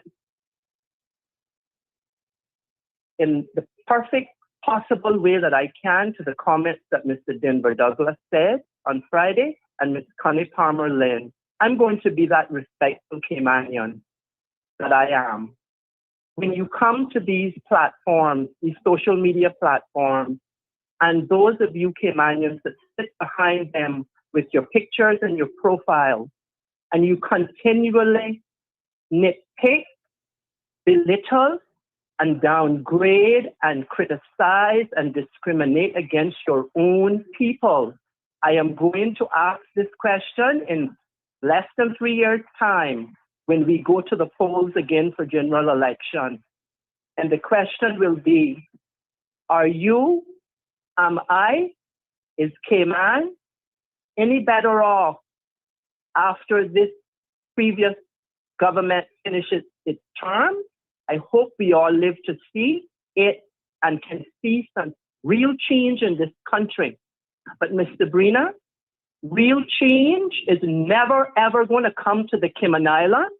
And I hope my Caymanian people are listening, because I live in what is the reality of Cayman. I live in a place that I grew up on a little 12-mile island, 1 mile wide.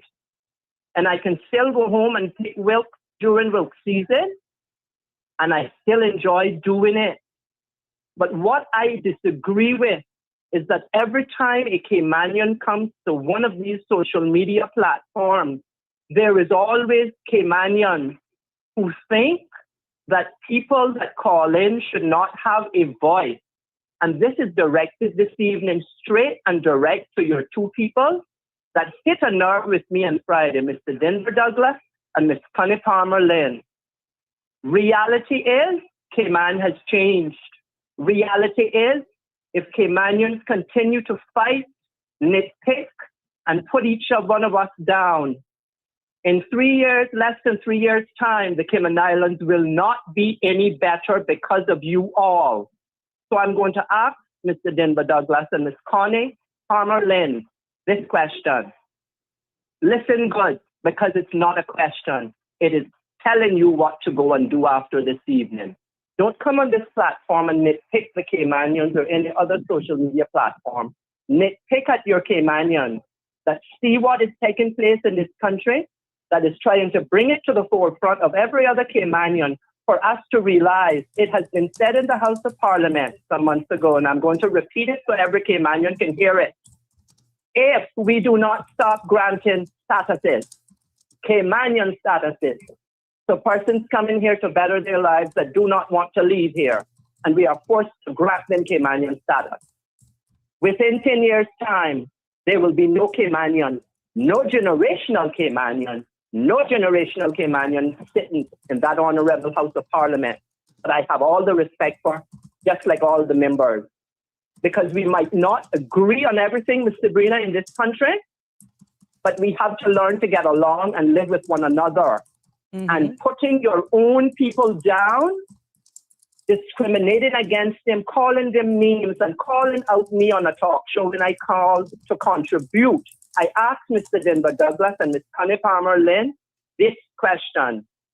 Why don't you come from sitting behind your smart devices and commenting and make some meaningful contribution besides sitting behind a smartphone or a tablet or a computer?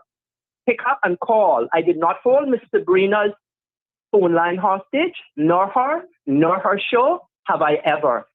And I know what is right to say and what is not right to say. But sometimes Caymanians, and especially Mr. Denver Douglas and Ms. Connie Palmer Lynn, needs to understand this.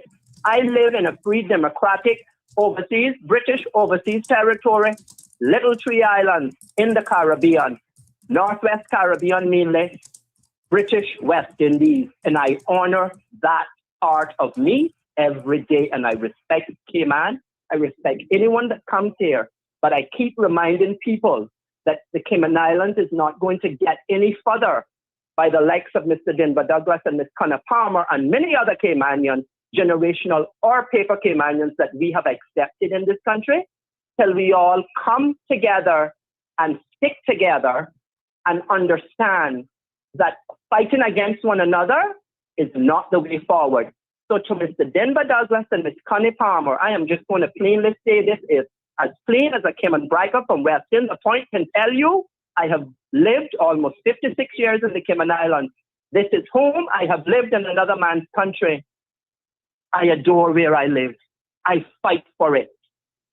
So do me a favor, the two of you, Mr. Denver Douglas and Ms. Connie Palmer Lynn. Instead of tearing me apart, sit down, shut up, stand up, show up, and be counted. And that is how we are going to right this almost sinking ship, the Cayman Islands, to make it a better place for not only me and everyone else calling themselves Caymanian, whether they're generational or paper. That is how we are going to fix change and get behind every MP. They knew you when election time was around almost a year ago. Write to them. Call their offices and let them know that Cayman is changing in a way that after this almost 3 years is done, we will have less than 7 years left.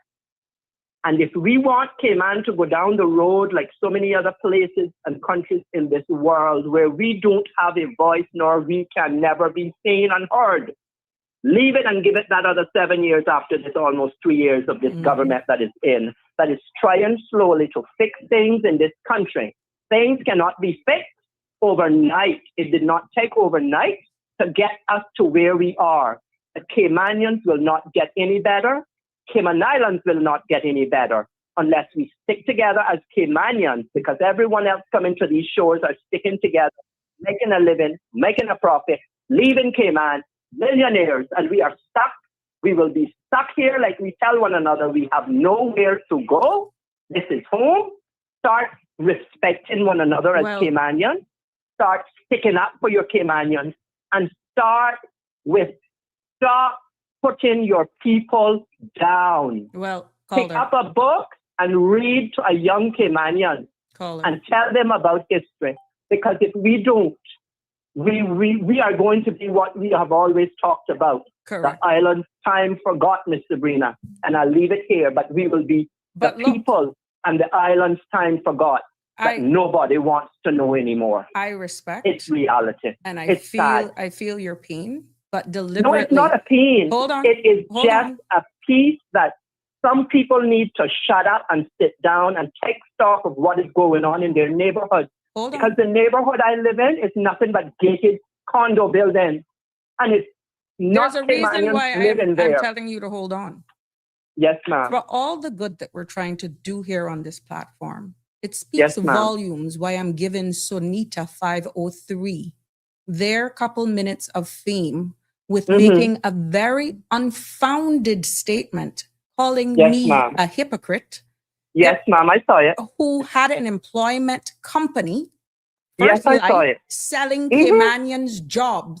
That Selling statement, Caymanian jobs. that statement is so unfounded. It just shows the level Level of of ignorance, and because no you know intelligence nothing about about me. you You know nothing about the business that I that formerly I ran ran before getting into to political office.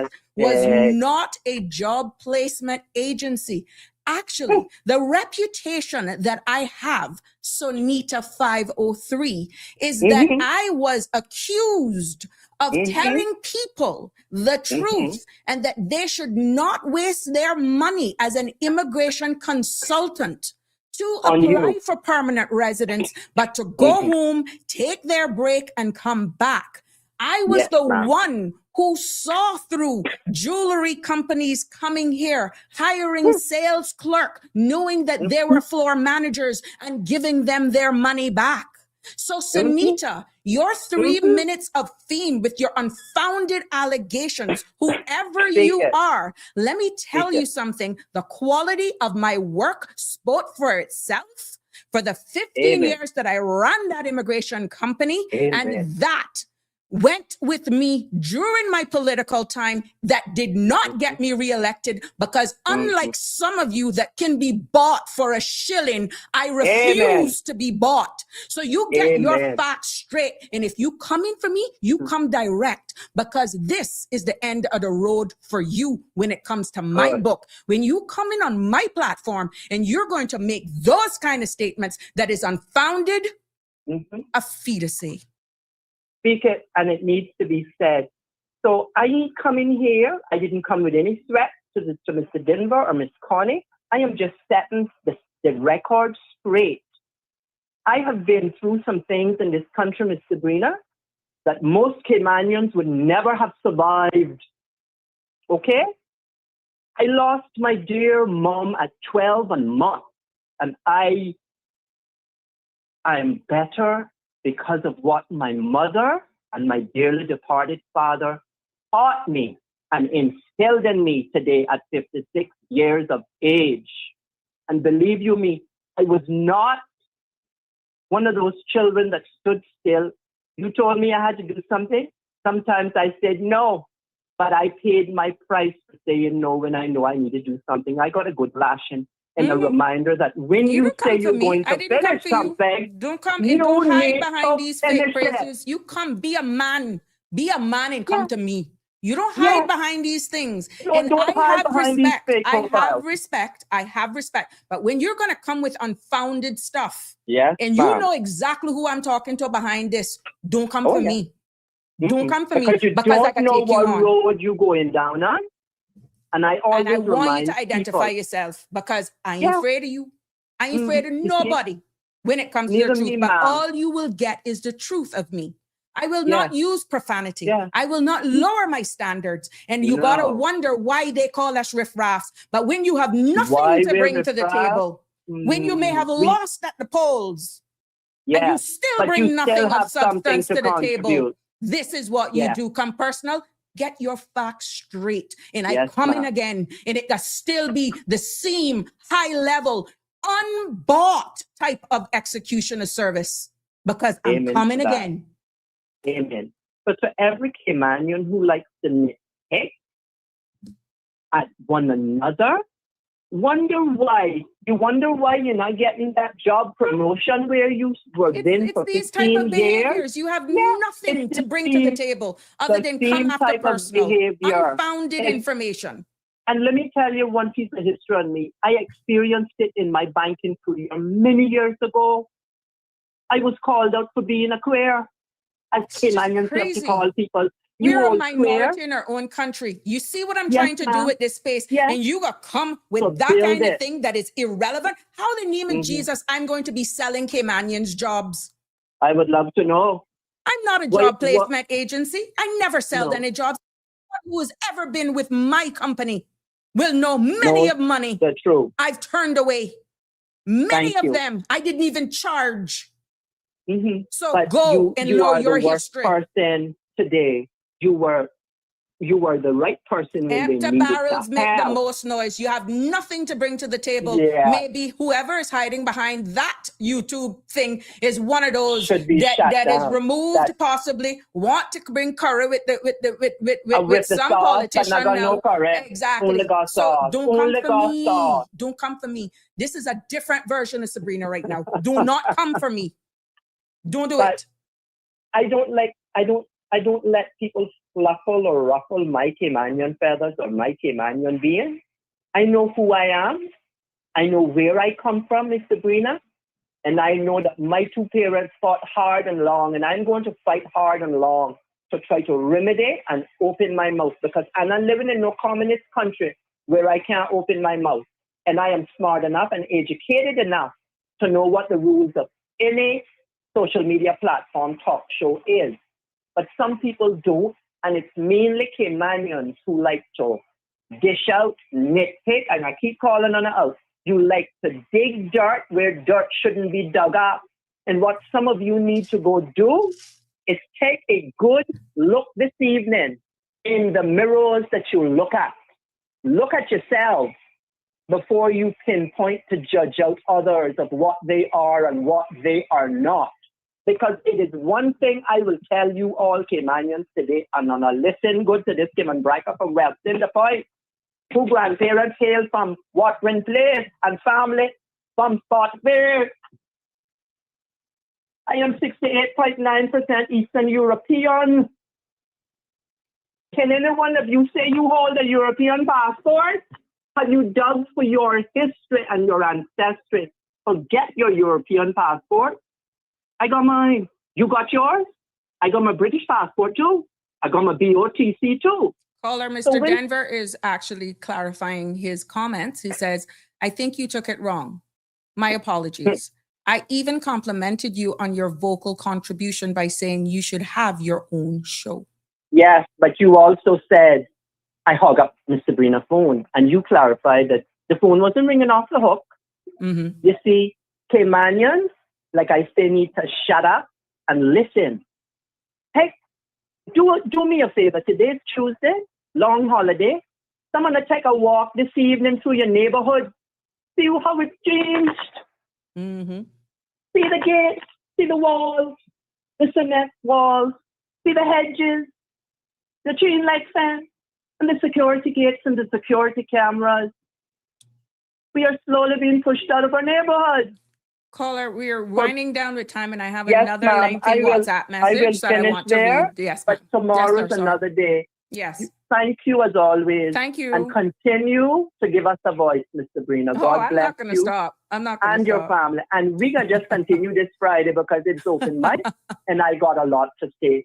Not a problem, As my teachers used to tell me, I leave this here. Alrighty. When I come, I don't come with unsubstantiated facts. I come with the facts. Mm-hmm. And you know what? The truth will set you free. Amen. And nobody holding my mouth hostage. I still British. I still Eastern European. Right. But what I am, what many aspire to be when they come here, is to become like a Caymanian. Yeah. But I'm a generational one. Thank you, Leave Ms. it there. Sabrina, Thank and you. God bless. All right. Take care. Here's another WhatsApp, a lengthy one. This will more than likely be the last one that I read. Advertising these roles openly would give qualified Caymanians a genuine opportunity to come forward and actively participate in shaping the future of the country in a positive, meaningful way. For far too long, there has been a participation that if someone is done by an expatriate, it is automatically viewed as superior or beyond criticism. Yet history has shown that poor judgment, failures in leadership, and controversy are not limited to any one group. Example, often raised publicly, from the handling of Operation Tempura to other controversial appointments and decisions within government, have left many Caymanians questioning why accountability and confidence in local talent are not held to the same standards. These situations demonstrate that expertise, integrity, and competence are not determined by nationality alone. Government must lead by example and set the tone by ensuring transparency, fairness, and equal opportunity in hiring and advancement. If Caymanians are consistently encouraged to gain qualification, work hard, and contribute to their country, then there must also be a sincere willingness to trust them with leadership opportunities and decision making roles. At the heart of this, the issue is not exclusion or division, but fairness, accountability, and the desire for Caymanians to feel that they truly have a stake in the future of their own country. Many people simply want a system that reflects confidence in Caymanian ability and a government that applies its own laws, policies, and principles consistently and credibly. There we go. Aliano says, just going here. Oh, Real Michelle says, but the show is not the same without you, Michelma. How you were missed when you couldn't come straight back at Christmas. Aliano says, you're listening and need Caymanian to know we need to fight those who come here and take without earning. Aliano says we need to stop the crab mindset and fighting our own. Fight with knowledge and respect. We are people of this nation.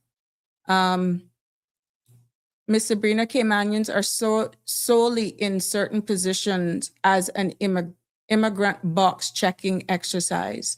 Thank you for your comments. Thank you for your feedback, everyone. And yeah, I thank you. We have a lot of growing to do. And like I said, I only ask people to be respectful on this place, in this space. You can call me what you want, but one thing you need to do when you come on this space, have your facts straight. And if you're going to actually come at me personal, have your I's dotted and your T's crossed. Because like I went back, I have to set the record straight. I'm not in a political position right now, and I don't owe nothing to a soul. But you see, when you come on this platform and you try to disrespect me for speaking the truth, you barking up the wrong tree. We're all entitled to our opinions, and we can agree to disagree. But you come with your facts, and you're wrong. Don't come with allegations that is just not true.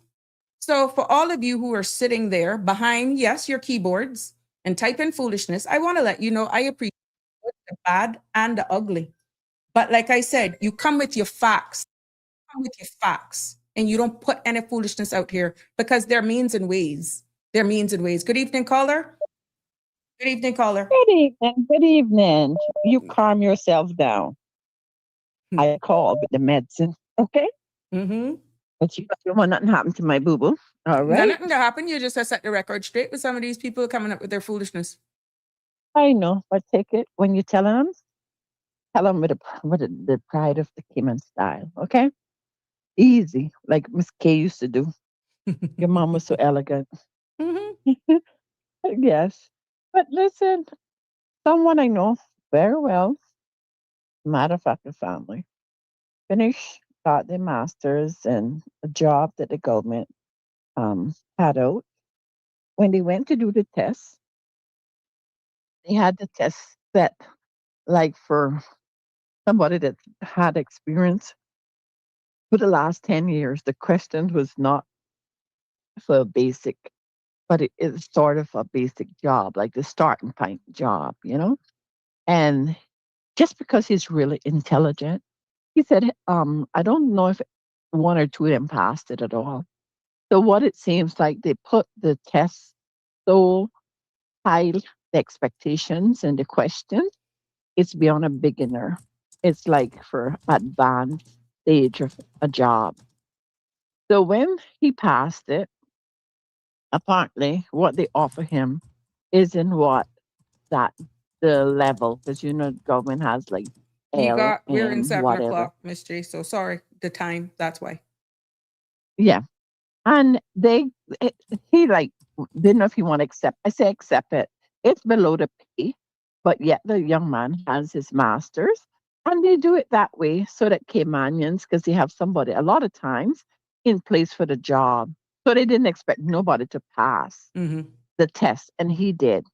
And the pay is beyond. I mean, it's like for beginner, but the question was for advanced. So we got a lot going on in this little island, a lot going on. And our young people are discouraged. I don't know. We got to do our best to try to help them. So just let us continue to voice our opinions like you do, and continue to open the way that people will feel brave enough to come, that we could stop some things in place, because it's affecting all of us, our children, our country, our community, because the people go away to school and can't get a job. Just my 2 cents. All right. Have a good evening. Thank you. Talk soon. All right, sure. Okay, bye. Last caller for the evening. Yes, good evening. Hello. Hello, Kitty. Kitty, do make them send your blood pressure to whoever no. that is. If they listen, tell them go kiss a duck. I don't want to say bad thing, but tell them if they can't come with facts, if they don't know who you is, tell them who hide behind the scene and can't come forward. Like what the Honduran guy said, they're not a quality. So that's why they got try to measure your corn by their bushel. So don't make them. We know who you are, and that's you're not corrupted. That's why you wasn't re-elected, because you had nothing to give out. You were going the right way how electors, people supposed to go. You want to work for the country and the people, but you know, had no hand out and hand up and hand down. So tell them go kiss a duck. They don't know who they talk. They don't know what they're talking. So get off your show. Block them. Thank you very much for that.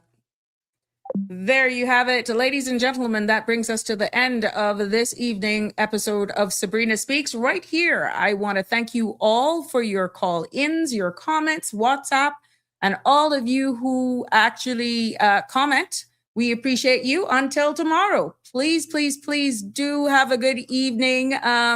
Save the best for last. Bless you, Miss Shelma. Miss Dorothy is saying here.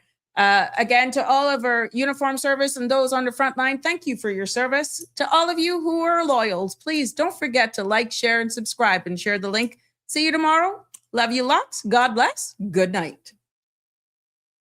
That's a wrap for today's edition of Sabrina Speaks. Thank you for tuning in and for being part of the conversation. Remember, the dialogue doesn't stop here. Stay engaged, stay informed, and most importantly, stay empowered. We'll be back tomorrow at 5 p.m., same time, same place, right here on CMR TV and radio, where your voice matters and your truth is heard. Until then, Cayman, take care of yourself and each other.